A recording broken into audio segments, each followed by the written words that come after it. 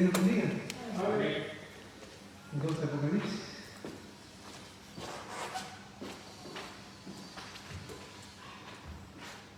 Vamos a leer un verso de él.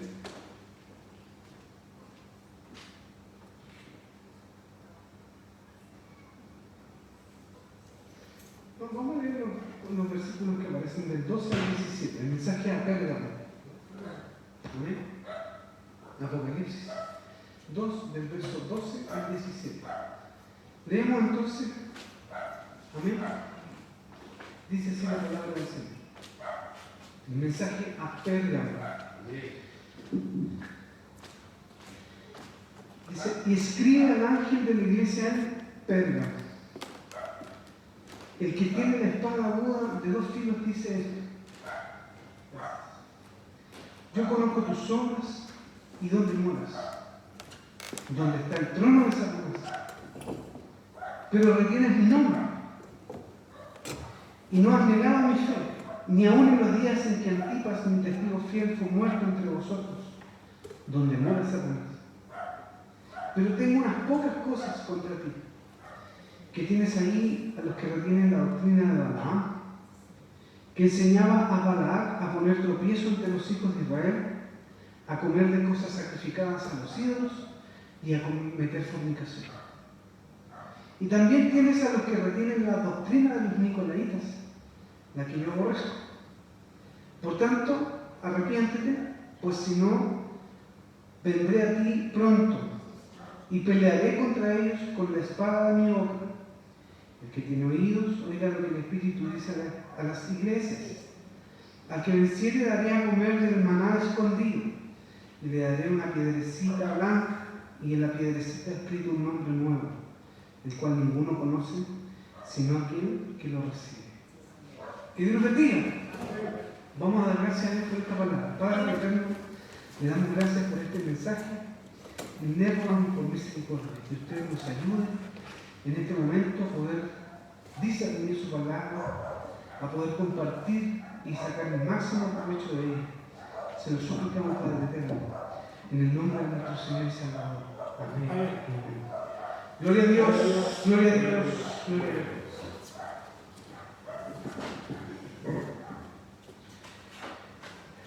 Que Dios nos bendiga.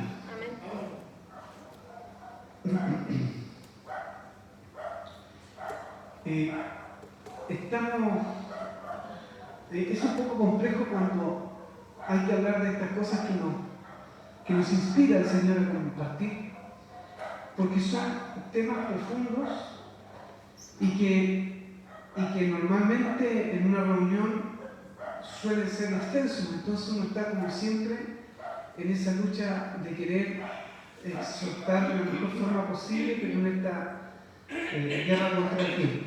Les voy a pedir que tengamos un poco de paciencia, que prestemos mucha atención a lo que vamos a ver hoy día, porque la finalidad del mensaje que uno va escuchando cada noche, la finalidad que éste tiene, es que la palabra de Dios debe restaurar, debe transformar.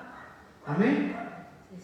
Si es que hay una palabra que es restauradora y siento que no me restaura porque estoy acorde a lo que está solicitando la Escritura, gloria a Dios por eso.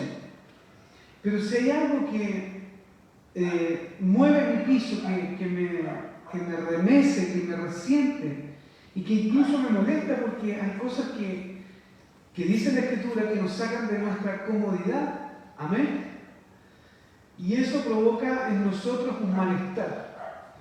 Espero que hoy la palabra del Señor coloque este malestar, pero con el único anhelo de que nosotros podamos tomar decisiones, porque el desafío de cada día es que cuando aprendemos algo de la palabra, queda la pregunta: ¿qué decisión voy a tomar? ¿Cómo voy a seguir de aquí en adelante? Porque de eso se trata, de que podamos ir en este proceso de perfeccionamiento de la presencia del Señor. Amén. Bien, la palabra de hoy es una palabra bien compleja, es un mensaje a la iglesia de Pérgamo, pero particularmente hoy día vamos a hablar de 2 versículos, es el verso 14 y el verso 15. Amén. Dice la palabra del Señor en esos 2 versículos: pero tengo unas pocas cosas contra ti, que tienes ahí a los que retienen la doctrina de Balaam, que enseñaba a Balac a poner tropiezo ante los hijos de Israel, y también tienes a los que retienen la doctrina de los Nicolaitas, la que yo aborrezco. En el mensaje de la iglesia de Éfeso, el Señor Jesús, porque Él es quien pide a Juan que escriba esto que estamos viendo y leyendo, le dice en uno de sus versículos: tengo contra ti que has dejado tu primer amor. Recuerda por tanto de dónde te has caído y arrepiéntete de las primeras obras. Pues si no, vendré pronto a ti y quitaré el candelero de su lugar si no te hubieres arrepentido. Pero tienes esto, que aborreces las obras de los Nicolaitas, las cuales yo también aborrezco. Solo en estos 2 pasajes aparece este término aborrecer por parte de Jesús. Insisto, es Jesús quien le pide a Juan que suba a un lugar y escriba todo lo que él le va a decir. Amén. Primer capítulo del Apocalipsis. Amén. Amén. Bien. No sé si a usted le llama la atención oír del propio Mesías: esto aborrezco. El término aborrecer como por sí mismo es una palabra fuerte, es compleja, no es fácil de digerir, es difícil de poder entender el propósito de ella en estos versículos. Amén. Pero ¿qué es lo que aborrece el Señor? Y aquí es donde vamos a hacernos de paciencia, porque necesitamos aprender. Y siento el desafío por parte del Señor de poder compartir con ustedes, pero para que aprendamos juntos. Amén. Amén. Si es que hay alguna dificultad o usted no lo entiende, va a quedar grabado, lo puede revisar y nos hace preguntas. Si es que tiene alguna duda, nos puede ir consultando o consultarnos posteriormente por interno y podremos responder a su pregunta. Pero no lancemos versículos en defensa, como a veces se hace, sino que hagamos un análisis serio, amén, para tener una conversación seria. Ese es el desafío, amén. Amén. ¿A quiénes aborrecía la obra de los Nicolaitas? Es interesante porque no sabemos cuál es la obra de los Nicolaitas, amén. Y hoy intentaré poder explicar de qué se trata la obra de los Nicolaitas, o quiénes eran los Nicolaitas. Cuando en esas noches de desvelo que uno tiene a veces, el Señor hablaba a mi vida con respecto a esta palabra y comencé a leerla, y la verdad es que no he podido parar. Hace muchas semanas que estamos leyendo sobre esto, o que he estado leyendo sobre esto, y creo que el Señor es atemporal. Él no se complica con los tiempos como nosotros. Nosotros pensamos que Dios nos va a hablar ahora, y no, Dios se mueve en el tiempo. Dios sabe lo que va a pasar mañana, por lo tanto nos prepara con anticipación. Amén. ¿Quiénes son los Nicolaitas? Los Nicolaitas es un término, es una palabra que proviene del griego, y voy a hablar de la forma más sencilla posible. Proviene del griego y es una palabra compuesta que se divide en 2 partes: Nico y laíta. ¿Ya? Nikos significa dominio, conquista sobre otros.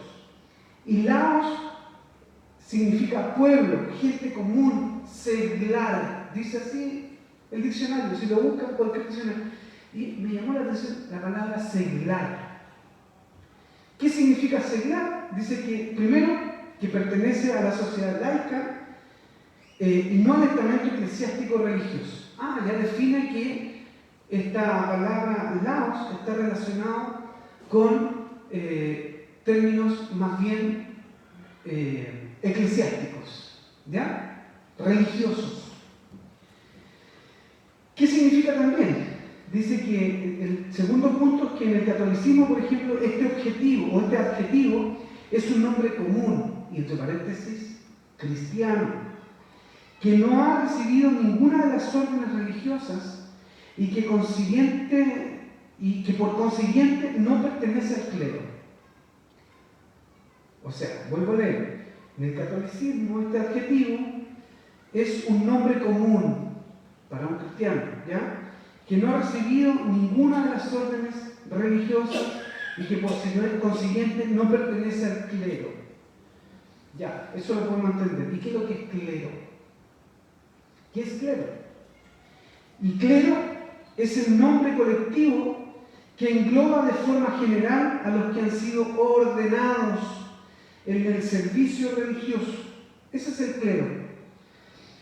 Dícese de estos como obispos, presbíteros y diáconos.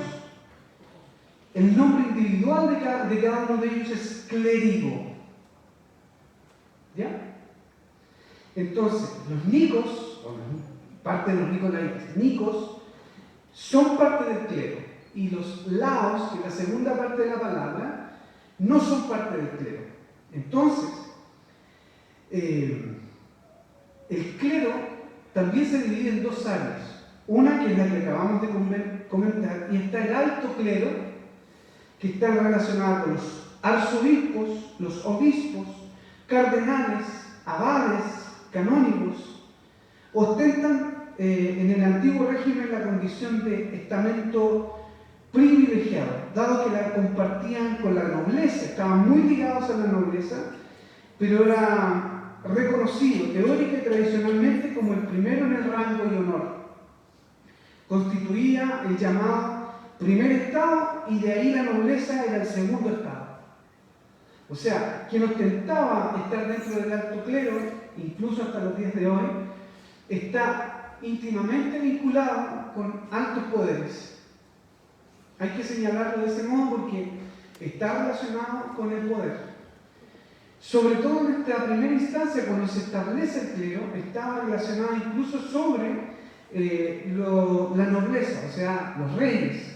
Estaba Dios, luego el rey. Amén.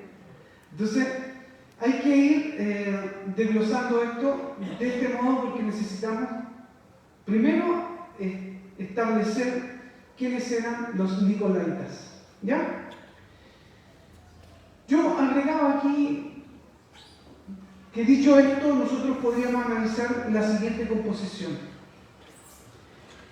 Si el término nicolaita se divide en Nico y en Laos, si lo juntamos, diría Nicolaos en su origen.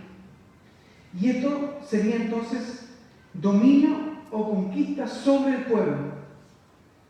O sea, los nicolaitas tenían un dominio sobre el pueblo, distinto al resto. Tenían poder conquistador sobre el pueblo, distinto a lo que hacían los apóstoles, por ejemplo. Ya lo vamos a ver más adelante. Es bien complejo porque nosotros vivimos en una sociedad donde todo lo hemos asumido como que todo está bien. Pero el gran desafío para los ancianos y para los jóvenes y para toda la congregación es cuando yo aprendo algo de la Escritura y yo, por ejemplo, voy a cumplir, ya estoy cerca de los 50 y me doy cuenta que en estos 50 años yo he cometido un error y la palabra del Señor me libera de ese error porque me anuncia en su palabra que he estado equivocado. ¿Cuál es la acción que yo debería realizar? Es arrepentirme de ese error y decir, Señor, quiero enmendar mi camino. Si usted y yo somos personas con muchos años en el Evangelio, queremos permanecer en esta doctrina en términos equivocados, estamos en grave riesgo. Porque podríamos decir, no, yo voy a seguir así tal como me enseñaron. Sí, recordemos que la enseñanza en un principio era de generación en generación, palabra a palabra, se transmitía por la enseñanza del más anciano. Pero hoy tenemos las Sagradas Escrituras. Entonces, ¿yo me puedo equivocar? Sí, pero la palabra no. Entonces, ¿qué debo transmitir? ¿Estoy o no estoy obligado a ir a la Escritura cuando a mí alguien me dice, hermanito, ¿sabes qué? O hermanita, hay cosas de las que hemos estado haciendo que no están bien y debemos cambiar? ¿Estoy obligado a ir a la Escritura y ver si lo que estoy haciendo está bien o está mal? ¿Amén? Amén. Entonces, dicho esto, podemos analizar la siguiente composición. Nicolaos sería entonces el dominio o conquista sobre el pueblo. La obra de los nicolaitas consistió en jerarquizar la iglesia.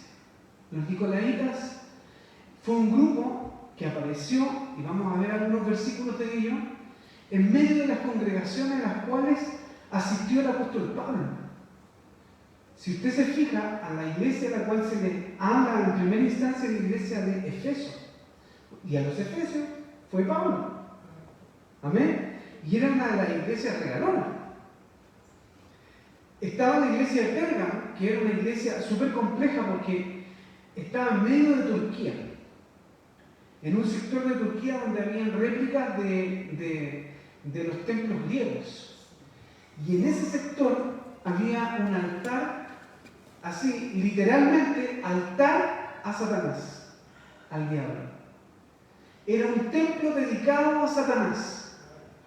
Y el que osaba predicar en esos lugares era perseguido y asesinado.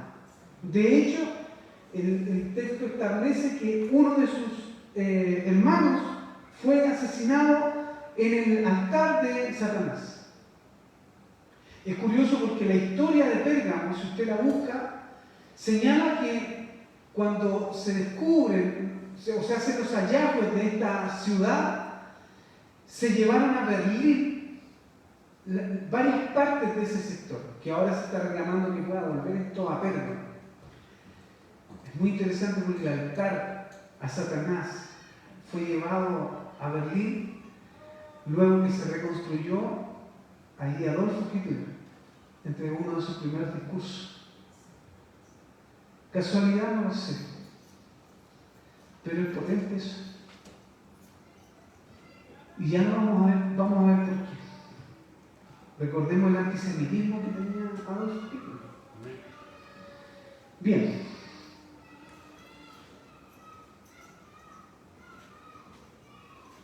Cuando hablamos de la obra de los nicolaitas, consiste en la jerarquización de la iglesia, o sea, es crear una estructura utilizando una estructura piramidal. ¿Qué significa una estructura piramidal? Es una estructura que, tal como dice la palabra, es como una pirámide, es un triángulo, donde está un obispo y luego se empieza a desglosar hasta que llega al común de la gente. ¿Ya? ¿Qué es piramidal entonces? Es esto que le acabo de comentar. Dios siempre aborreció este tipo de acciones, puesto que fue lo mismo que hizo Nimrod, que fue fundador de dos imperios muy potentes, fue de varias ciudades, pero la historia en el libro de Génesis recalca sobre Nimrod algo muy interesante. El Señor me llevó a estudiar y a leer hasta el Génesis con este versículo. ¿Quién es Nimrod? Lo hemos oído nombrar. Está dentro de la descendencia de Noé. Y era un bisnieto de Noé.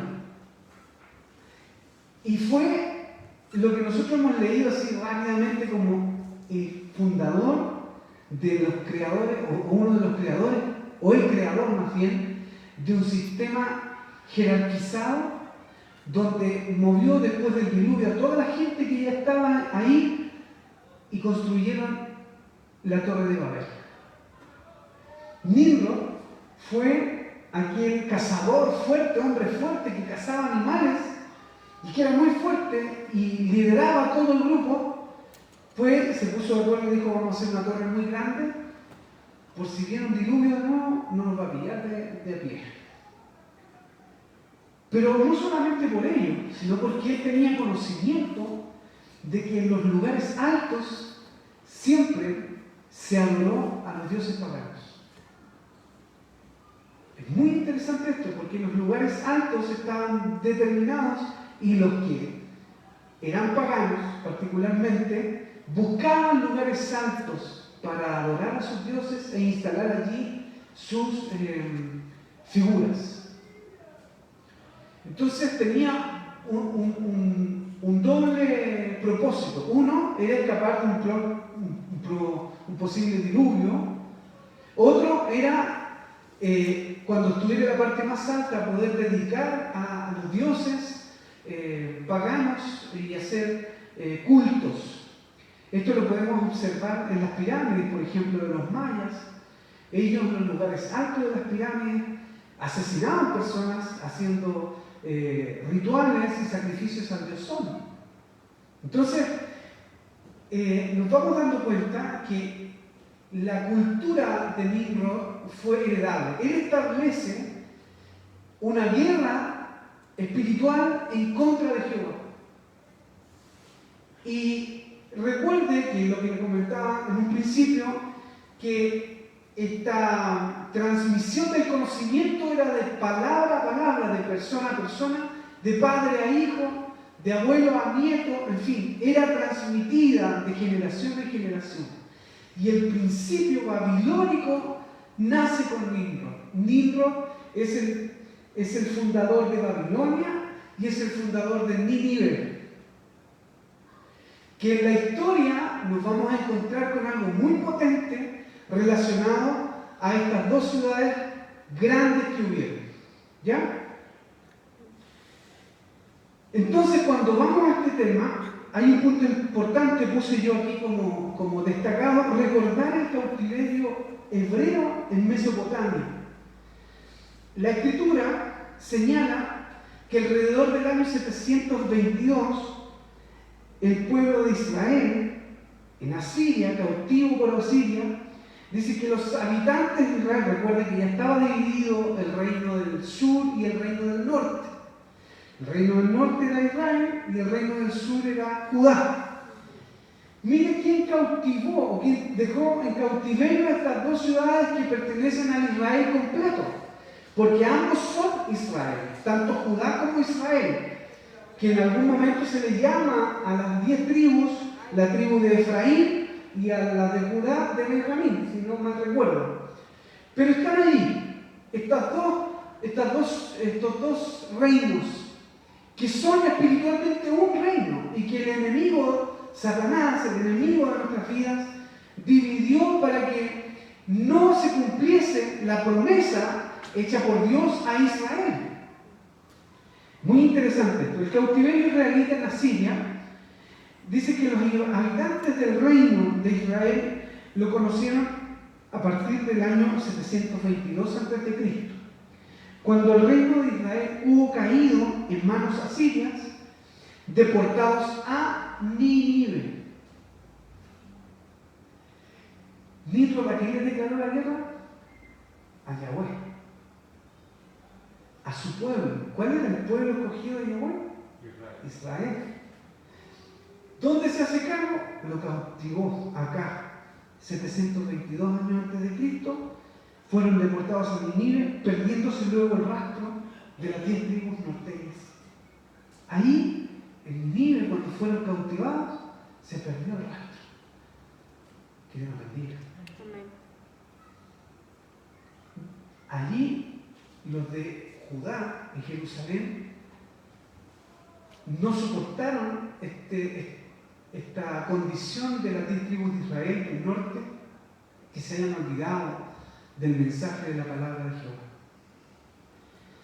Cautiverio judío en Babilonia. ¿Quién fue el fundador de Babilonia? Miles de años después, Nimrod. Y dice que los habitantes del reino de Judá lo conocieron a partir del año 586 a.C., luego de la toma de Jerusalén. ¿Por quién? Por el imperio babilónico. O sea, estamos en Apocalipsis, hablando de los nicolaitas, un concepto que nace con Nimrod en Babilonia. ¿Amén? Este principio babilónico está establecido hasta el día de hoy. Lo vamos a ver aquí. Dice así: los clérigos beneficios. Los clérigos tenían beneficios y privilegios ante el César e incluyeron doctrinas y obligaron a la congregación a rendir honor a la autoridad del clérigo o los nicos de parte de los nicolaitas. Los gentiles no sabían nada de lo que se enseñaba en la sinagoga porque no fueron criados desde niños como los judíos dentro de las sinagogas.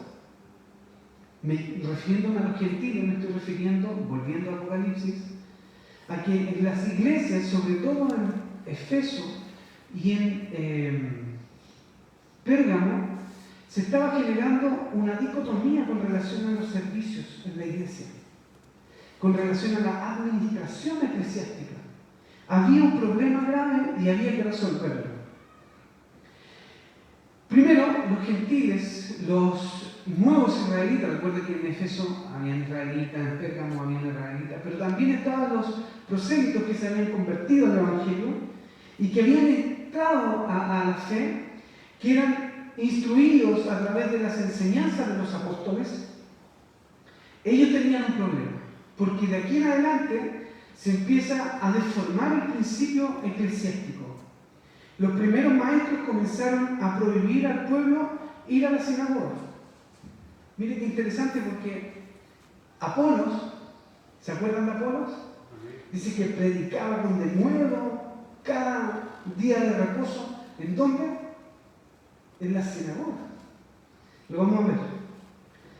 Lo vamos a ver más adelante. Esto comenzó a suceder al término del primer siglo.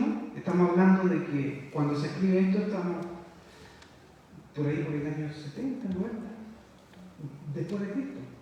O sea, los primeros 90 años estaba pasando todo esto. Entonces, dice que esto comenzó a suceder al término del primer siglo y fueron los que comenzaron la estructura piramidal dentro de la iglesia, que no tiene fundamento bíblico. ¿Ya? La sencillez bíblica de la estructura de la iglesia se comienza a cambiar por una organización jerárquica con origen babilónico, que es lo que les decía hace un momento, recordando a Nimrod, y el nacimiento aquí con el principio nicolaíta, es el nacimiento de la iglesia de Roma. Y este concepto babilónico sobre la jerarquización de la iglesia. Anotado acá en el libro de Tercera de Juan, vamos a ver Tercera de Juan, versos 9 y 10. Sucedió lo siguiente en este tiempo. Dice: yo he escrito a la iglesia, mire quién es este muchacho, pero Diótrefes, al cual le gusta tener el primer lugar entre ellos, no nos recibe.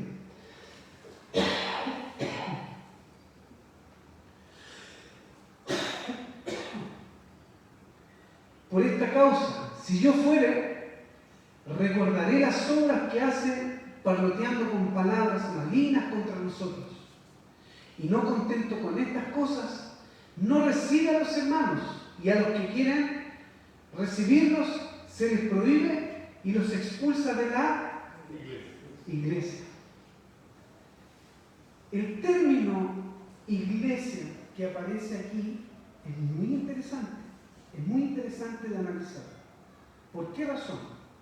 Yo notaba algo muy potente que determina un punto neurálgico aquí. La palabra iglesia tiene un sentido muy profundo, muy profundo. Dice lo siguiente. Vamos a ver al tiro la oposición de Diótrefes. Diótrefes es el ejemplo del tipo de pastor individualista en las congregaciones cristianas que separa, expulsa y quiere un lugar solo privilegiado para él. En el caso de los judíos, ellos entendían la única, y cuando digo judío digo israelita, entendían como única autoridad a Adonai, a Dios. Es importante reconocer que toda institución debe tener un orden, pero la jerarquización de la fe no es posible en la Biblia. Cuando encontramos la recomendación del suegro de Moisés para administrar al pueblo de Dios, no estamos hablando de la iglesia, estamos hablando de cómo administrar a 2 millones de personas, no a la iglesia. El término iglesia, en su original, el diccionario Strong, lo sitúa con el número 1577 y proviene del término griego eclesia y significa convocatoria a una reunión. ¿Qué significa iglesia en un diccionario común y corriente? Significa un conjunto de personas que profesan la religión, entre paréntesis, cristiana. ¿Ya? Parte de este conjunto de personas definido por un rito litúrgico, un territorio, una época, una doctrina, o la persona que lo ha organizado o dirigido doctrinalmente. Entre paréntesis aparece aquí en este diccionario común y corriente, Iglesia Católica. Conjunto de personas reunidas en la iglesia. Según este principio, no se es iglesia si estás solo. Necesitamos obligatoriamente reunirnos.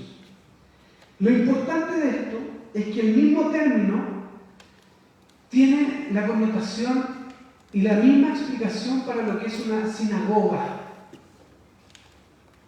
No estoy diciendo que con esto quiero aclarar, no quiero que transformemos el templo en una sinagoga, ni mucho menos. Solo estoy aclarando que el término iglesia, que explica el conjunto de personas que se reúnen para profesar una fe, significa lo mismo para sinagoga. Pero en el texto bíblico, primero se escribió sinagoga. Y después, cuando se tuvo que interpretar nuevamente y traducir para nosotros, se le da una connotación satánica a la sinagoga. Siendo que podría perfectamente hablarse de, como lo dice en el mismo libro de Apocalipsis, de iglesia de Satanás, pero sin embargo le hablan de sinagoga de Satanás. En el caso de Apolos, él predicaba con denuedo cada día de reposo en la sinagoga. En el caso del libro de Mateo, capítulo 16, verso 18, dice: y yo también te digo que tú eres Pedro. ¿Cómo pasa aquí? Que tú eres Pedro, y sobre esta roca edificaré mi iglesia, y las puertas del Hades no prevalecerán contra ellas. En este caso, la palabra iglesia, según el diccionario Strong, proviene del griego también, eclesia, y significa convocatoria, reunión popular. ¿Ya? Pero también significa el término de griego sunagoge, que significa sinagoga. Amén. Verso 21 del capítulo 1 de Marcos dice: y entrando en Capernaum y los días de reposo, entrando en la sinagoga, enseñaba. En este caso, el término sinagoga del Strong 4864 del griego sunagoga es una asamblea de personas o congregación, son lo mismo. Que Dios nos bendiga. Solo hago este punto para aclarar que todo está relacionado y ya lo vamos a ver enseguida. La iglesia y la sinagoga tienen el mismo principio. Amén. El libro de Hechos, capítulo 18, verso 26, señala que Apolos comenzó a predicar con denuedo en la sinagoga. Santiago 2, verso 2 dice: porque si vuestra congregación, y el Strong señala 48-64, dice: si vuestra sinagoga entra un hombre con anillo de oro y con ropa espléndida, y también entra un pobre con vestido andrajoso, señala cómo hay que tratarlo. Entonces, tenemos claramente una diferencia en las traducciones que nos han llegado a nuestras manos. Bien lo decía nuestro hermano Salomón el otro día. Sí, tenemos una traducción, Reina Valera, Cipriano Valera. Si hablamos en el caso, por ejemplo, de la iglesia cristiana, amén, digo cristiana porque los católicos a nosotros nos dicen evangélicos, no nos consideran católicos ni cristianos. Pero para ellos la organización viene de este modo. Primero, en la primera punta de la pirámide está el Papa, luego viene el cardenal, luego los arzobispos y obispos, los presbíteros, los diáconos, los laicos y consagrados, y luego viene toda la demás congregación. Hay harto que caminar para poder llegar a hablar con el Papa. Que Dios bendiga. ¿Cómo será en el caso de la iglesia evangélica? La estructura evangélica señala lo siguiente: existe un obispo, un pastor presbítero, un pastor diácono, un pastor que en algunos casos en la iglesia metodista pentecostal le llaman pastor propiedad, que es un pastor probando, y está el hermano y obrero, o el hermano obrero. Entonces la pregunta es, ¿cómo lo hacía la iglesia antes de que se estableciera este sistema piramidal?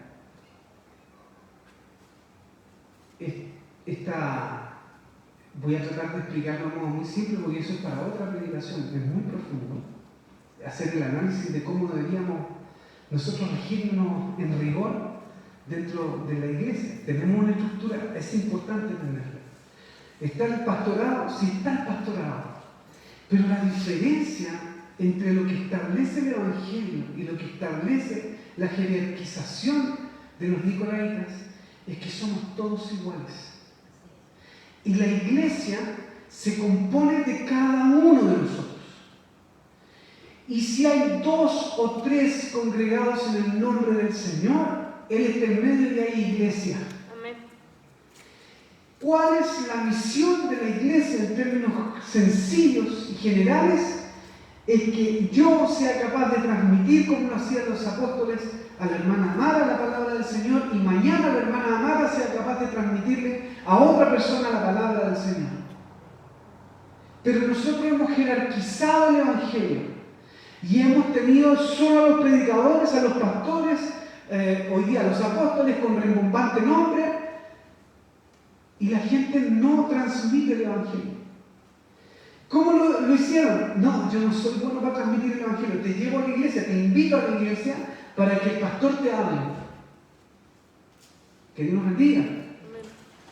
Cuando los apóstoles lo que hacían era ir con una cartita, iban a Éfeso, iban a Galacia y les explicaban qué es lo que tenían que hacer. Y ellos tenían que ir replicando lo mismo porque conocían la palabra del Señor. Entonces nadie se endiosaba ni se transformaba en un intocable, lleno de dinero. Que Dios bendiga. Porque hoy día eso sucede, ¿no? Que Dios bendiga. Hechos 2, verso 41 dice: así que los que recibieron su palabra fueron bautizados y se añadieron aquel día como 3.000 personas. Mire, cuando muere el Mesías y están los discípulos y el Señor se había presentado ya, solo habían 120 cuando Él se va.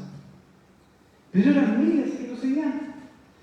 Y después cuando Pedro empieza a hablar de nuevo, otros se convirtieron.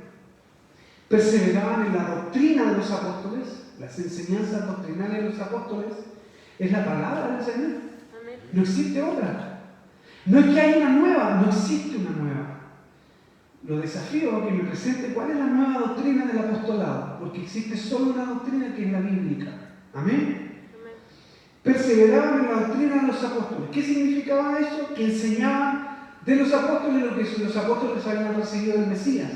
Y el Mesías lo que había recibido de la palabra del Señor, que era la Torá, el Pentateuco, lo que nosotros conocemos como el Antiguo Testamento.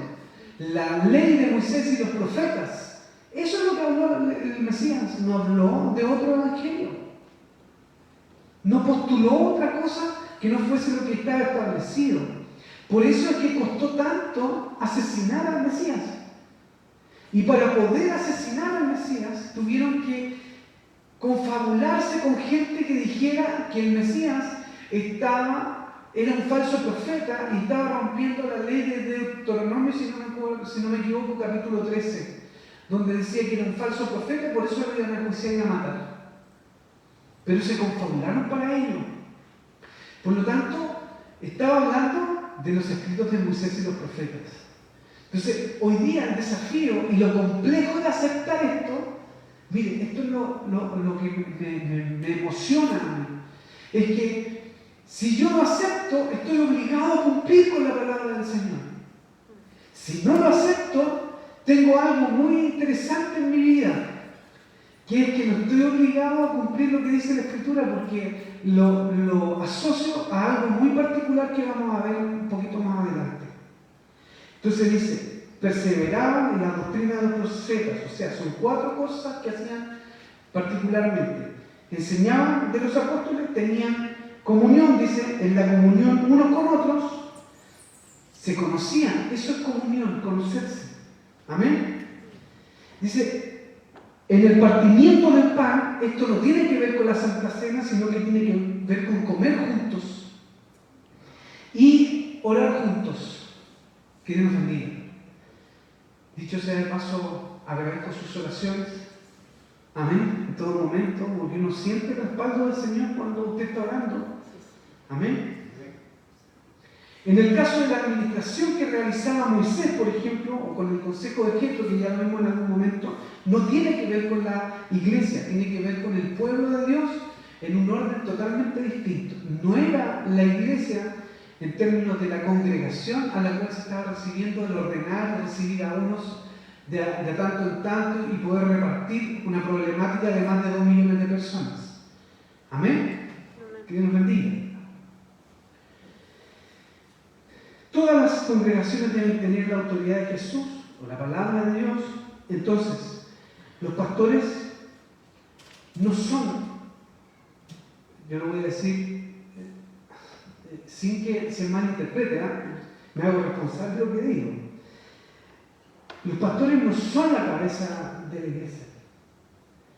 Están al frente de una congregación, pero no son la cabeza de la iglesia, la cabeza es Cristo. Amén. Amén. Que Dios nos bendiga. Amén. Dios es la cabeza de la iglesia a través de Cristo. Efesios, 1 Corintios, vamos a irnos ahora a Corintios, verso 11, perdón, 1 Corintios capítulo 11, verso 3 dice: pero quiero que sepáis que Cristo es la cabeza de todo varón, y el varón es la cabeza de la mujer, y Dios la cabeza de Cristo. Amén. Efesios 5:23 dice: porque el marido es la cabeza de la mujer, así como Cristo es la cabeza de la iglesia, la cual es su cuerpo y Él es su Salvador. Amén. Cristo es nuestra cabeza. Entonces, ¿cómo nos organizamos? Esa pregunta nos daba ahí. ¿Cómo nos organizamos? Ese es un tema para un próximo capítulo. Amén. Amén. Pero voy a leerles algo que me llamó mucho la atención y que es una biografía, más que una biografía, encontré la explicación de un investigador, porque uno tiene que reconocer los investigadores, que han hecho una pega enorme en tiempos donde no existía Wikipedia. Amén. Hay un sacerdote llamado John Henry Blount, ¿ya? Por si alguien lo quiere anotar. Y él señala lo siguiente sobre una investigación que se hizo a mediados del siglo XVIII.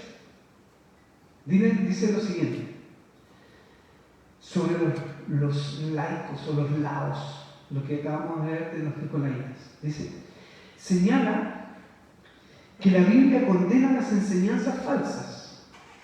Me llama la atención porque su explicación, a pesar de ser sacerdote, es potente. Y el uso de un nombre para escribir un grupo. muestra que había un partido hereje distinto que sostenía la doctrina.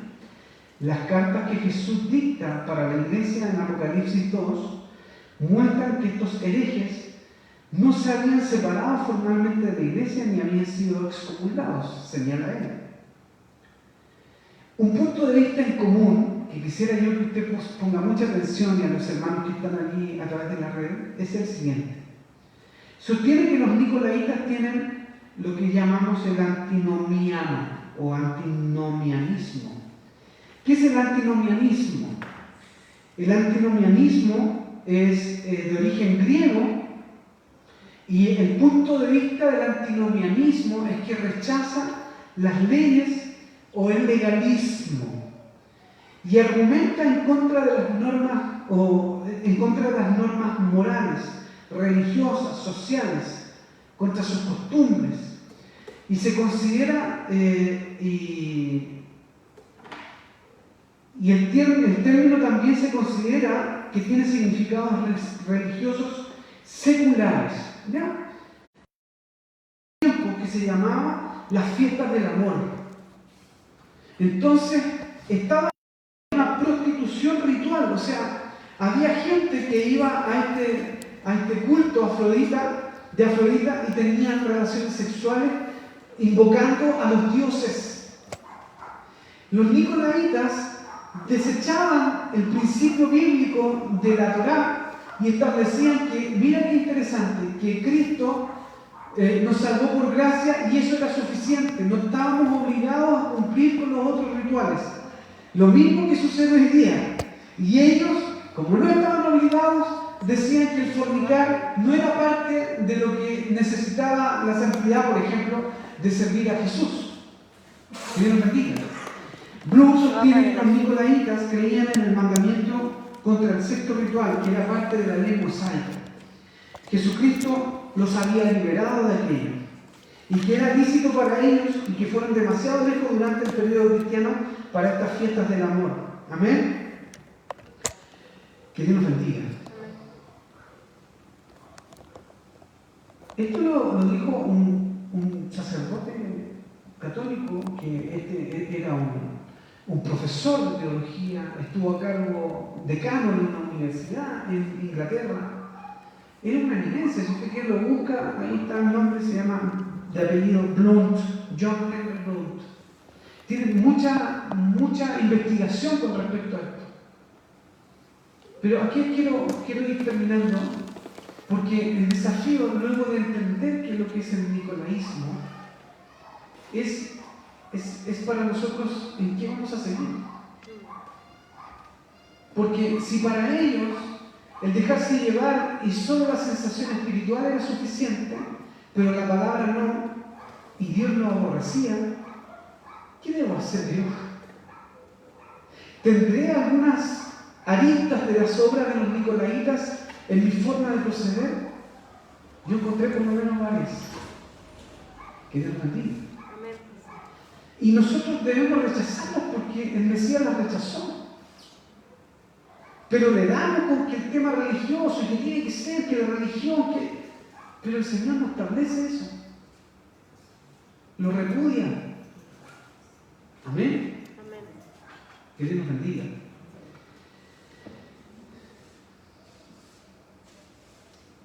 Finalmente, Ireneo en el año 185 después de Cristo, miren la época, establece que los nicolaitas era una religión agnóstica.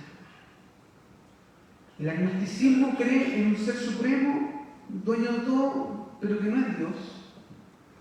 Y cree en esto que es sensorial, pero no se apega a las doctrinas de la Escritura. Cuando hemos leído todo esto, me causa un temor enorme, porque hoy día miro a mi alrededor, si prendes en YouTube 100 predicadores,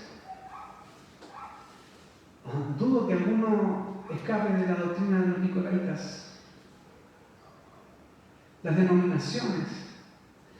Acerquémonos a nosotros, vámonos hacia nosotros. de todo esto que hemos hablado, ¿qué cosas nosotros tenemos apegadas en nuestro corazón? Cuando hablamos del pecado, por ejemplo, porque la sexualidad, cuando habla de la doctrina de Balaam, está hablando de 4 cosas que le dice en Hechos a los gentiles que estaban recibiendo al Señor. Les dice, vamos a partir por esta.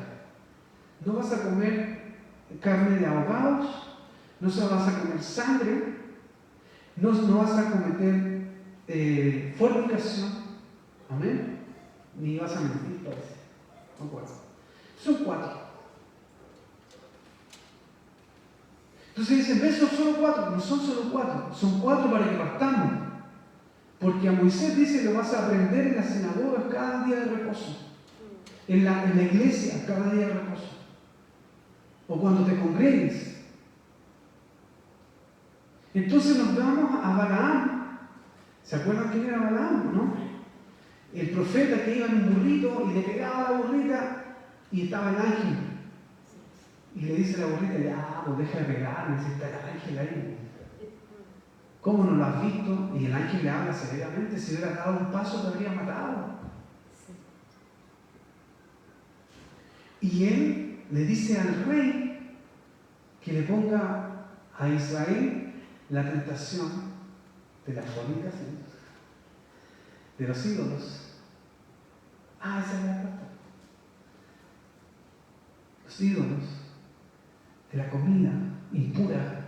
Porque a veces pensamos que comer cerdo está bien, no está bien. La escritura por algo señala que es impuro. Los mariscos son ricos, sí. Pero hace harto tiempo que dejé de comer marisco y también lo señala la escritura como algo impuro. Que Dios nos bendiga. Entonces, ¿será que está pintada la escritura nomás o tenemos que realmente cumplir con eso? Amén. Amén. ¿Habrá algo de los nicolaitas cuando no queremos hacer caso a lo que dice la escritura? Que Dios nos bendiga. Ese es el desafío, esa es la conclusión que usted tiene que tener.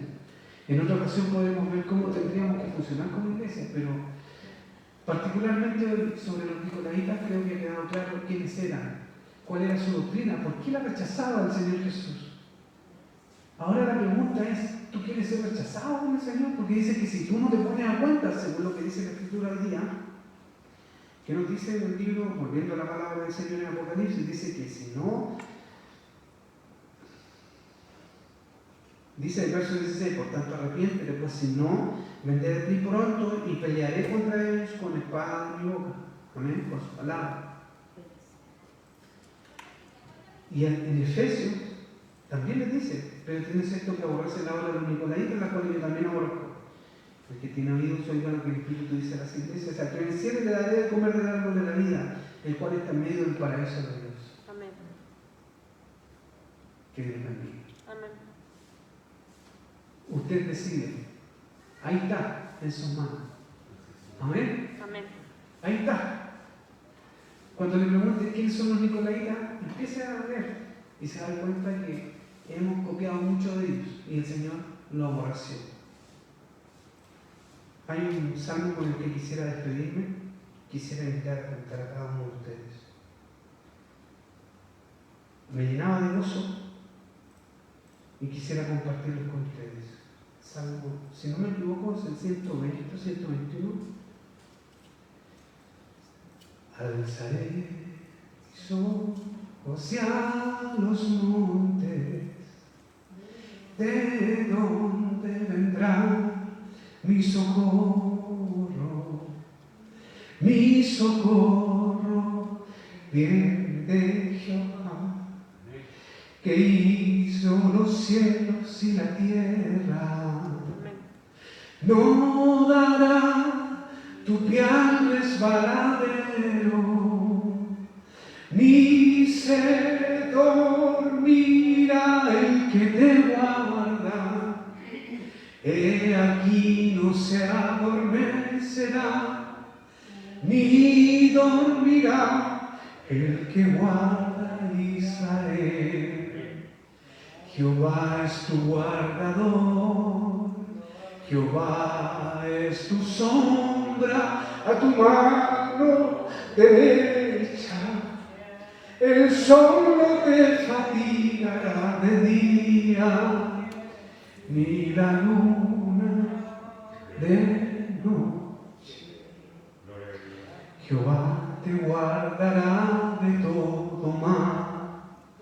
Él guardará tu alma.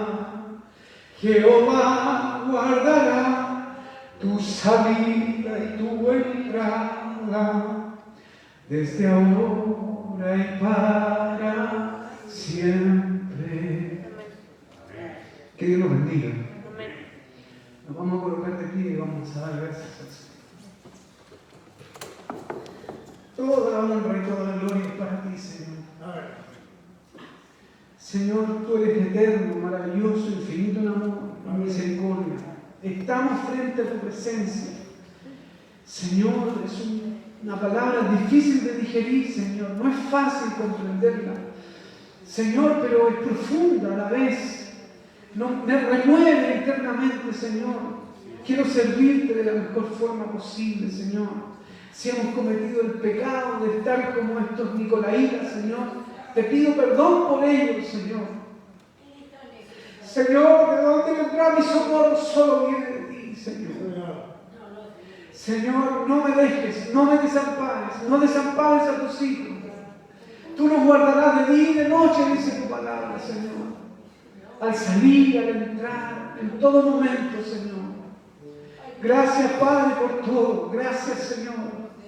Gracias, Señor, porque tú nos permites poder comprender tu escritura. Señor, tal vez los que nos escuchan, que no han visto o que no están acostumbrados a estos temas, Señor, lo encontrarán largo, tedioso. Pero te ruego que en ellos encuentren el tesoro que buscan para poder guiarse y encontrarse contigo, Señor. Te pido por nuestros hermanos, por todo aquel que vea este servicio, para que podamos sacar de nuestra vida estas obras que a ti no te gustan, Señor, que a ti no te agradan. Señor, yo te ruego que nos limpies desde la mollera de nuestra cabeza a la planta de nuestros pies con esa sangre preciosa que vertiste en el Calvario de la cruz para nuestra salvación. Gracias, Padre, en el nombre de Cristo, nuestro Salvador. Amén y amén. Gloria a Dios, gloria a Dios, gloria a Dios. Que Dios les bendiga. Vamos a cantar al Señor una alabanza. Número 125 en las carreras. Número 125. Vive el Señor para siempre. La mayor.